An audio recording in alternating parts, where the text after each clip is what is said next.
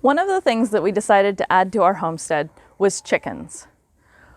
When we decided to do that, I was somewhat against chickens, and Ryan says, well, they're a really good idea, and they're very efficient for composting, and they give you eggs. And I previously had had chickens growing up. They were kind of a pain, and they poop on everything. So I said, if we're going to have chickens, I want a chicken mansion.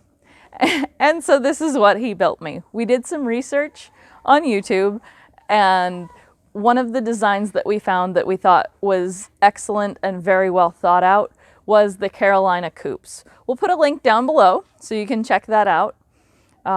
We based this chicken coop around that, but there are some different design features, and Ryan will go over those in a minute. But basically what we have is an 8-foot wide by 30-foot long run. 24 feet long. 24 feet, okay, 24 feet long. And the chicken coop, I believe, is 8 by 8 feet. And what that did was give us plenty of space for about 20 to 25 birds. Right now we have 17. We have 16 hens and a rooster.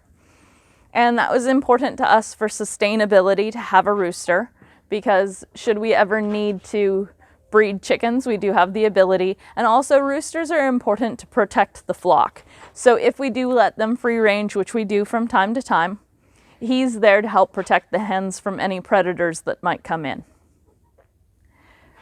So I guess we'll go ahead and show you a few of the key features of this chicken coop.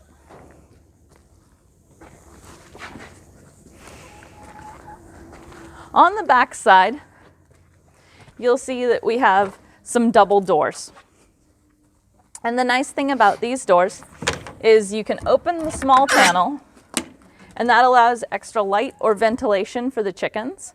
Ventilation is really critical for chickens, especially in the heat of summer. But it's also important to be able to close up the coop. We have very cold winters here, and so chickens need to have the ability to stay out of drafty spaces. They're good at staying warm as long as they can huddle together and as long as there's no drafts, but you do need to make the coop relatively draft-free.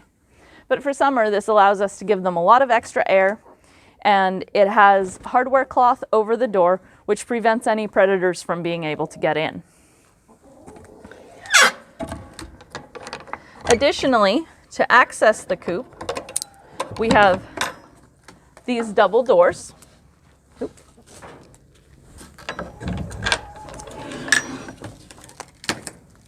And that leads to the inside. Chickens, when they're perching, should be able to have their foot relatively flat, because if their toes hang over the roost too far, they can get frostbite more easily. So our roosts are actually 2x4s that have been beveled off on either side, so they are quite wide to give the chicken a nice stable platform. And you'll notice in here that we have deep bedding. This is called the deep litter method, and basically that entails putting 6 to 8 inches of whatever bedding you choose down, and that allows it to basically dry out the chicken manure and keep down any smells or anything. It keeps the chicken coop very sanitary and clean for the chickens with very low amounts of work. The natural bacteria will actually break down the manure, so you don't get any smell. When you start to get smells, when you need to either turn it or add to it. This opens up to. So that is our deep litter system and the front side of the chicken coop. As you come around over here, you'll see our nesting boxes. And at the moment, we have not bothered to divide the nesting boxes. Our hens have just started to lay, and so far they seem to like to have this broad space that's wide open to lay in. And it looks like they've left us a couple of gifts. So what we use in here is just a nice fine hay mixture, and it's just the same hay that we feed the horses. Chickens prefer to be bedded on hay for their egg laying, and you do need some sort of a bedding in there. Some people do use shavings, but this keeps the eggs from breaking, it helps keep them clean, and it gives the chickens something to make a nice happy nest in. Chickens want a dark and secluded place to lay in general, so the more they can hide their eggs, the happier they are. So this nesting box provides that. Over here we have our door. One of the features of this door is the fact that it has a pull string, so you can open it from the inside so you can't get locked in the chicken coop. That's pretty important. And on the inside here, we have our chicken ladder. A lot of people use a ramp for their chickens, but we really like the ladder. It allows them to climb up just as easily, and it gets a little bit less poop on it. And as Sue had mentioned, we basically mimicked the Carolina Coops.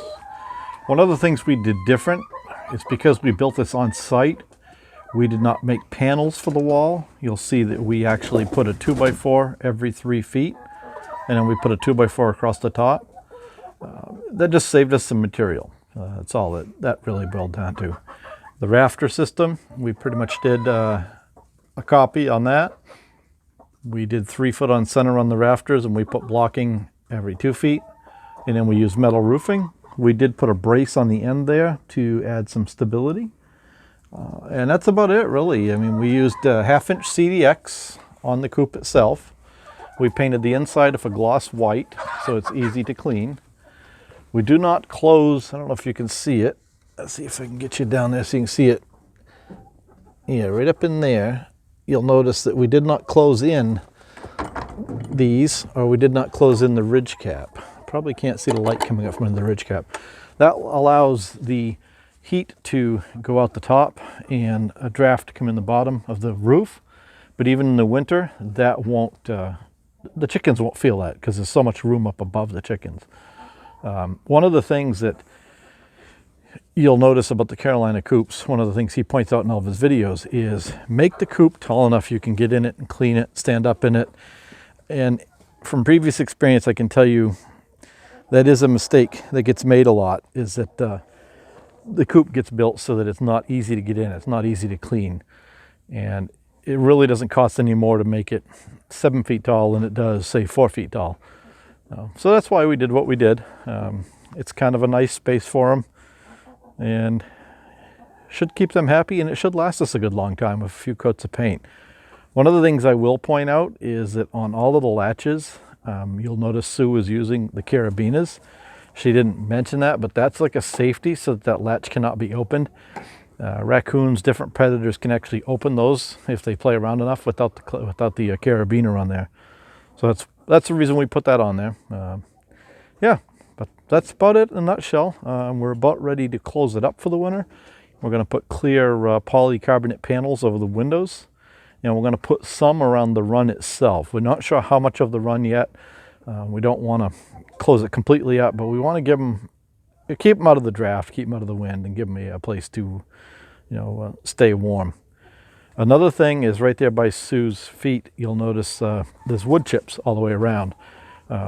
We put what's called the Predator apron all the way around the coop, and that is a welded wire fencing that's 2 feet wide, and it's stapled to the coop with 1/4 inch stainless steel staples and then buried 2 feet out. So if anything decides to try to dig in there and get the chickens, it's going to run into that wire and give up. It's not going to keep on digging. So I think we fit all of that. Like Sue mentioned, we will definitely put a link down below to Carolina Coops. If you're not handy with a skill saw and a drill and all that, that's a way to go. He makes some really amazingly beautiful coops, all the way from average everyday backyard coops to mansions. I mean, true mansions. So anyways, thank you for watching. Please remember to like and subscribe.